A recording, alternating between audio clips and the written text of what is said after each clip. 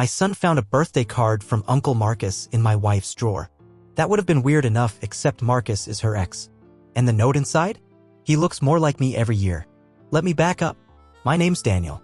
I'm 39, live in upstate New York, work in HVAC, and I've been married to my wife, Jenna, for just under 12 years. We have one son, Aiden. He just turned 10 last week. I always thought we had a solid life. Nothing flashy. We bought a house together after we got married, a little two-story with a blue door and a crooked mailbox I keep saying I'll fix. She teaches kindergarten at the elementary school down the street. Aiden plays soccer, has a whole shelf of Lego sets, and loves strawberry Pop-Tarts. We fight about the usual things: laundry, finances, her always cleaning up my tools and putting them somewhere I can never find. We were normal. Not perfect, not falling apart. Just normal. And then last Sunday happened. It started with Aiden tugging at my sleeve while I was trying to fix the leaky faucet in the bathroom. "Dad," he said, holding up a light blue envelope.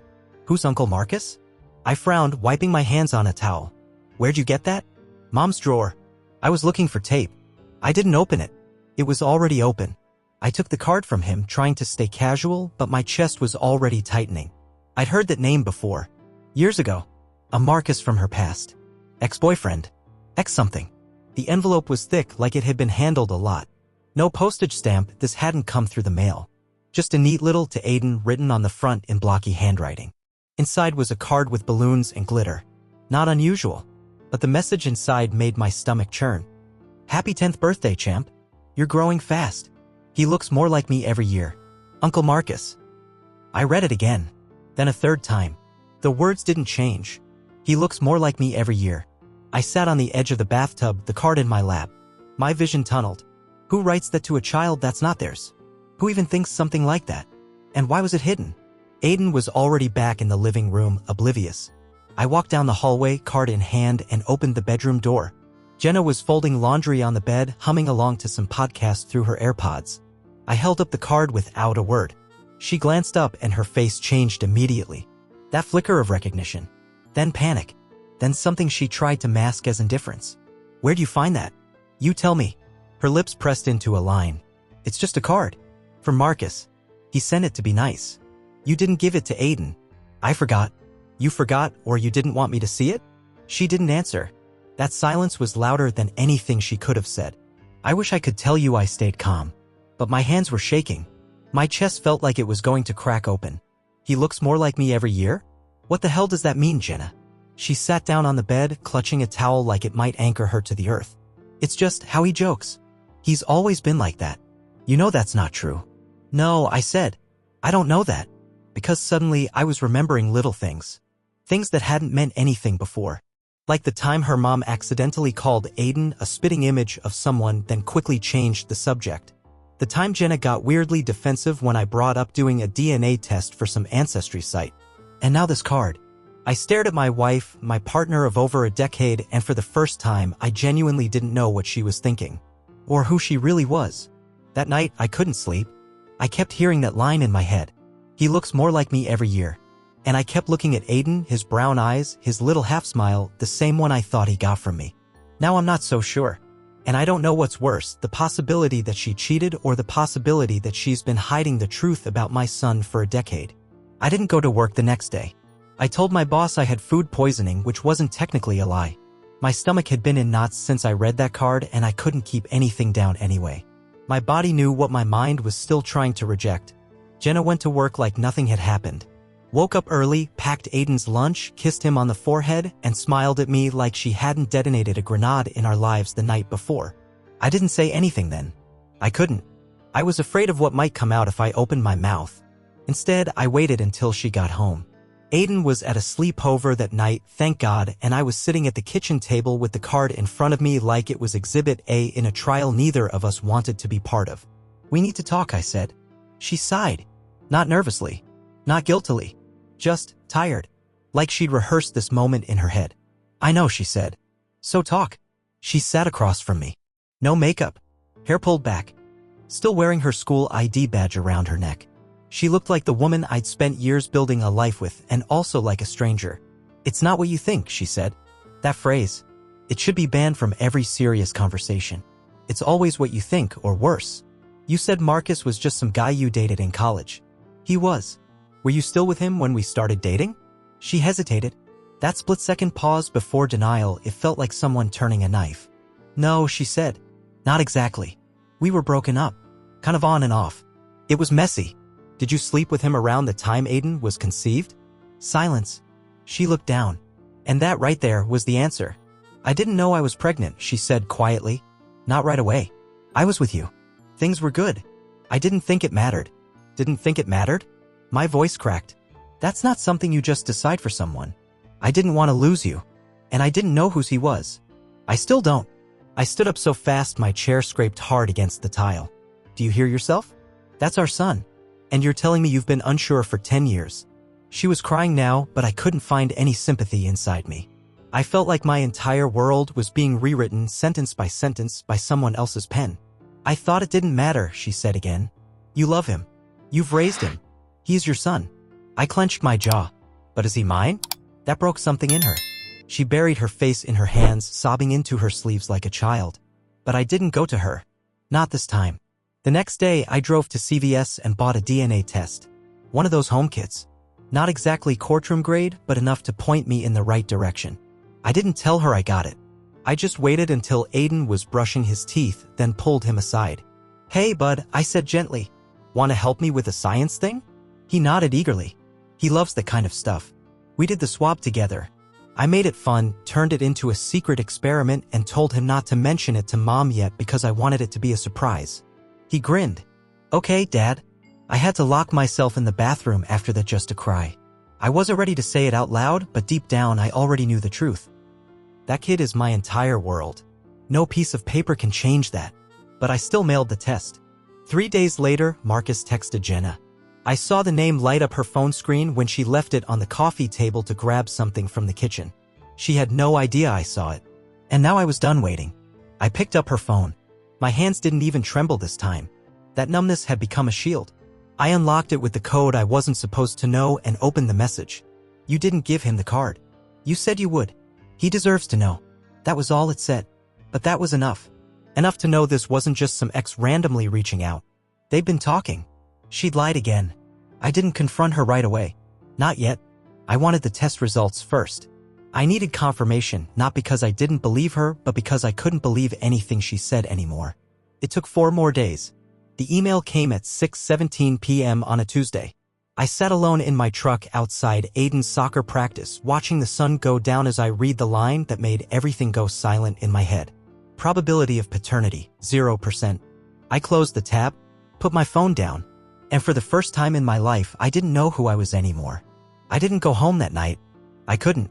After I dropped Aiden off at the house, he was chattering about how he finally blocked a goal. I told Jenna I needed to run to Home Depot for something. I never went. I parked at the edge of the lake instead and just sat there, windows rolled down, listening to frogs and crickets and my own breathing. 0%. It kept flashing in my brain like neon. Cold, blunt, final. I didn't even cry. That was the part that scared me. I thought maybe when the moment came, when I knew he wasn't mine, I'd break down. But instead, it was like someone had scooped out everything inside me and left the shell sitting there with the keys still in the ignition. The next morning, I came back just after sunrise. The house was quiet, Jenna was asleep, or pretending to be. I stood in the hallway for a while, watching Aiden sleep. He had one arm thrown over his head, mouth open slightly, snoring softly like he always did after soccer. His hair was a mess of brown cowlicks. My chest clenched, not because I doubted I loved him, but because I hated that now. I had to protect him from the truth. He didn't ask for this. He didn't ask to be born into a lie. Jenna was in the kitchen when I came downstairs. Coffee in her hands, dark circles under her eyes. She looked up, expecting a hello, maybe a half smile.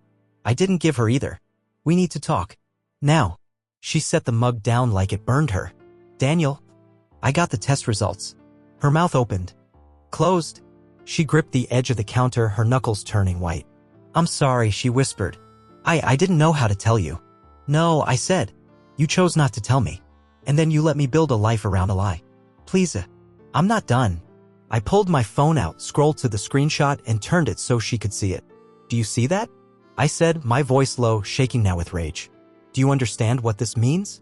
For 10 years, I raised a child I thought was mine. I changed his diapers, stayed up through the flu, read bedtime stories, saved for college. And you let me believe he was mine. Her lip trembled. He's yours. No, I snapped. He's not. Not by blood. Not by right. And the worst part? I might have still stayed. If you'd told me the truth back then. If you had any integrity left. But you didn't. You lied to my face. Over and over.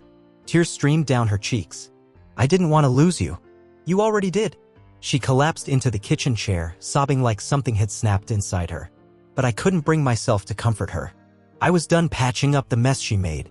I saw the text from Marcus, I added. Her eyes snapped up. Wide. Terrified. You what? I nodded. He's been texting you. You two are still talking. You told him you'd give Aiden the card. You were thinking about telling him. I wasn't going to, I swear. He pressured me. He's been trying to come back into my life. I told him to stop, I did it. I don't care. That silenced her. I took a deep breath. I want a separation. Her mouth opened. No sound came out. I'm not doing this anymore. I'll stay nearby for Aiden. I'll still be in his life. But you and I, we're over. The fallout wasn't cinematic. There was no screaming match, no broken plates, or police showing up. I packed a bag that afternoon and stayed at my brother's place on the other side of town. He didn't ask questions, just cleared off the guest room bed and handed me a beer. Jenna called once that night. I didn't answer. Then she texted, "What are we going to tell Aiden?" I stared at the screen for a long time. What can you tell a 10-year-old that won't break him? A few days later, I came by to talk to Aiden. We sat on the porch steps while he played with a tennis ball, bouncing it against the siding. I didn't tell him the whole truth. Not yet. Just that Mom and Dad needed a little time apart and that I loved him more than anything. He didn't cry. Just looked up at me and said, "Can I still see you on weekends?" I nodded, fighting the lump in my throat. "You'll always be my dad, right?" he asked. That question nearly destroyed me.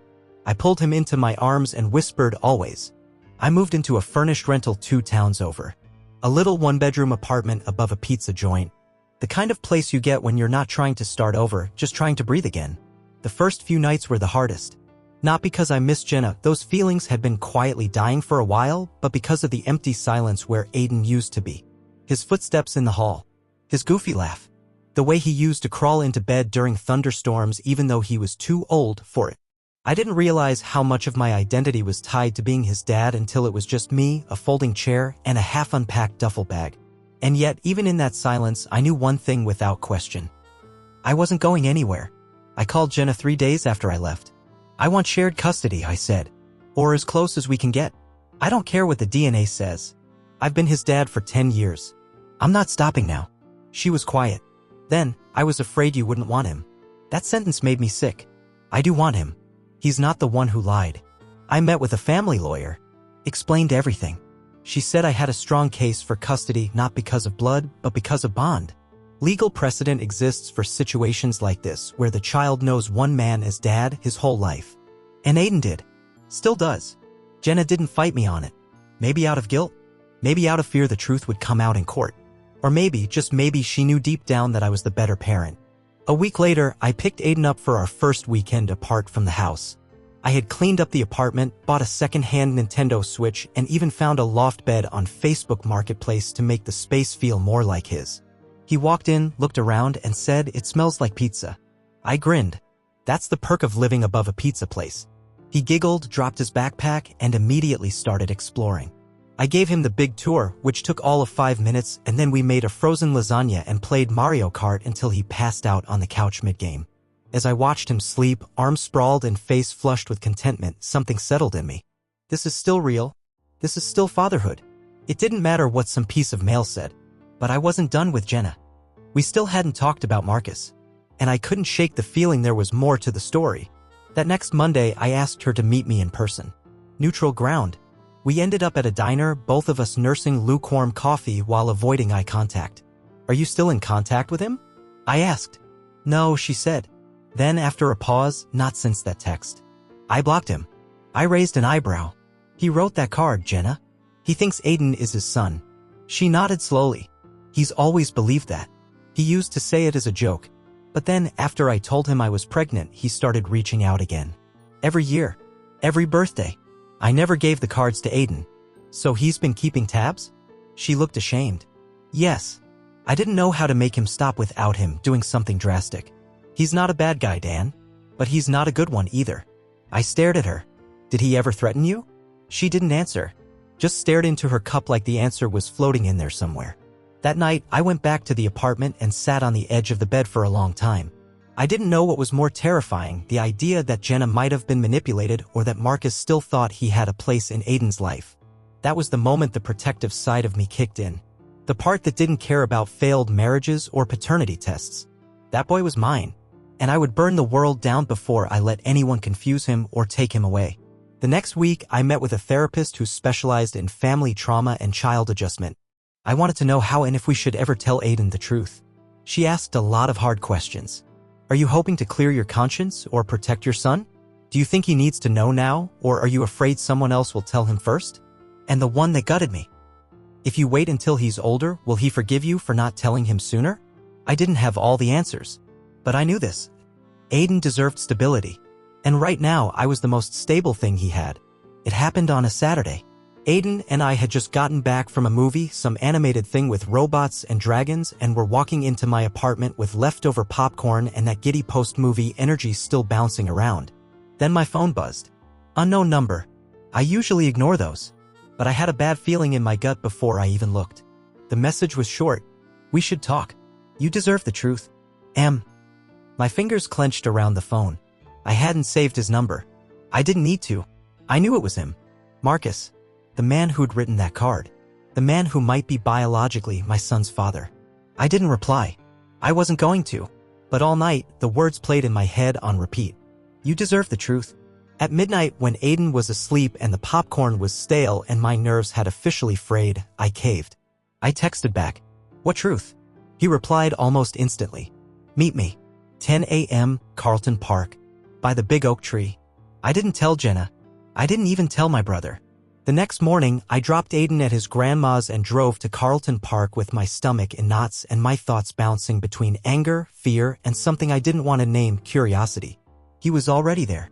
Sitting on a bench beneath the massive oak, sunglasses on, a baseball cap pulled low like this was some kind of spy movie. I parked and approached slowly. When he saw me, he stood. Daniel, he said. I hated how casually he said my name. Like we knew each other. Like we'd shared something. You've got 2 minutes, I said. He nodded, not offended. I just wanted to say I didn't know Jenna was married. Not at first. When we were together, it was off and on. I thought we were in one of those off phases. Then she ghosted me. Completely. A few months later, I found out she was pregnant. And you thought the kid was yours. I knew he might be. But she wouldn't talk to me. Wouldn't return calls. Wouldn't answer the door. I wrote letters. Cards. Nothing. Because she was with me, I said flatly. He held up his hands. I'm not here to cause trouble. I just wanted to be acknowledged. I sent that birthday card because I thought maybe you'd realize it's time.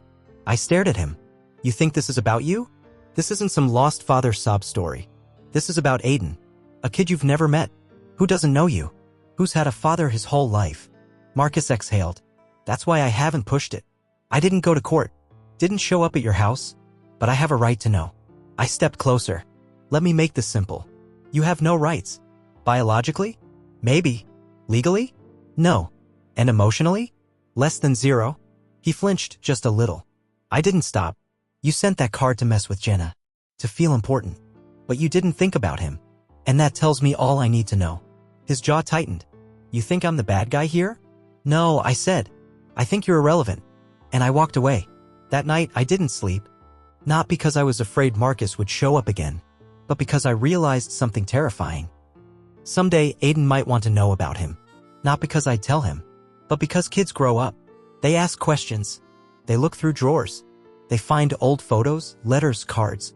And I couldn't protect him from that forever. The next week, Jenna and I met again. This time, she brought up what I was already thinking. What do we tell him? She asked. Her voice was raw. About who he is? I didn't answer right away. Because there was no clean answer. No script for this kind of betrayal. Finally, I said, we wait. Until he's older.